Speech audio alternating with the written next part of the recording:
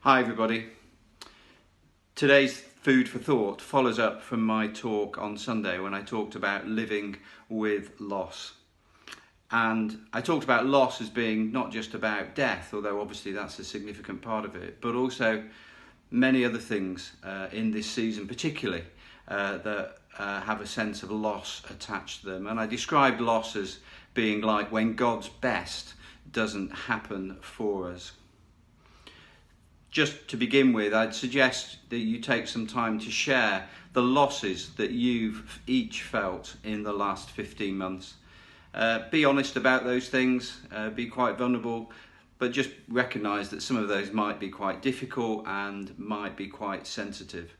But just take some time to share those with one another and to bring them before God as well. And also, the other thing I want you to think about tonight is the way that God does use some of those difficult experiences that we go through in life for His glory and for our good. Remember, I quoted from Romans 8:28, and we know that in all things God works together for the good of those who love Him. So again, take some time to share some of those things that you've gone through, maybe recent, maybe from some time ago, where you can see that God has used those things for good. Perhaps like the story of Joseph, something that people meant for harm, but actually God used them for good in your life and in the life of others.